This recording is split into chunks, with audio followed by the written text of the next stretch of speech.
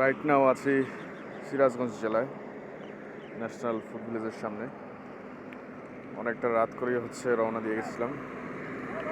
এবছর সিরাজগঞ্জের দ্বিতীয় ট্যুর। প্রথমটা ছিল জানুয়ারির একদম মাঝামাঝিতে, সেটা ছিল যমুনার তীরে।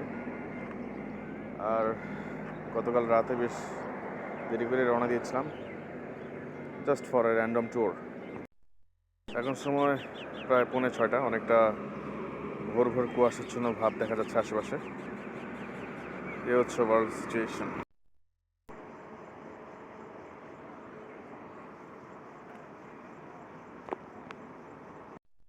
সিরাজগঞ্জে একটা ইম্পর্টেন্ট মিটিং ছিল, সেই মিটিংটা শেষ করে চলে এলাম বগুড়া একদম সদরে। বেসিক্যালি আজকে হচ্ছে ফ্রাইডে, সো এই দিনটা আসলে ঘরে বসে আমি সময় নষ্ট করতে যাচ্ছিলাম না। কয়েকদিন পর এমনিতে ঈদ, সো তখনও ব্যস্ত থাকতে হবে। আর এমনিতেও ঈদের পর এতটাই ব্যস্ত হয়ে যাব যে তখন আর এইসব ঘোরাঘুরির কোনো সিচুয়েশন নাও থাকতে পারে।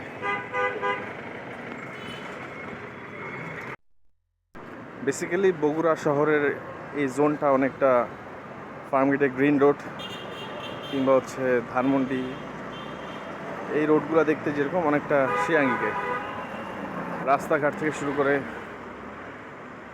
বাসাবাড়ি, ওভারঅল সব কিছুই।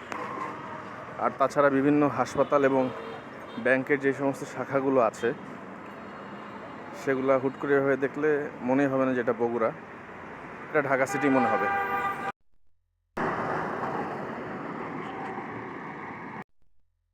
ওয়েদারের অবস্থাটা এমন যে প্রেমটা হতে হতে হয় না, এমন একটা অবস্থা। অ্যাজ লাইক আকাশটা একটু একটু মেঘলা মেঘলা ভাব, অথচ এই যে ভ্যাবসা গরমের যে বিষয়টা সেটা তো ছাড়ছে না। আর তার সাথে যে একটু ঠান্ডা ঠান্ডা যে বাতাস বইবার কথা সেটাও বইছে না। মানে সব কিছু মিলে একটু ইউনো হোয়াট আই মিন, এভাবে প্রেমটা হয়ে ওঠে না।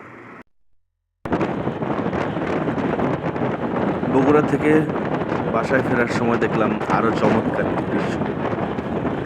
যতই এগোতে থাকলাম ততই আকাশ আরও অন্ধকার এবং অন্ধকারের রূপ নেওয়া শুরু করল। That is a very very very thriller experience.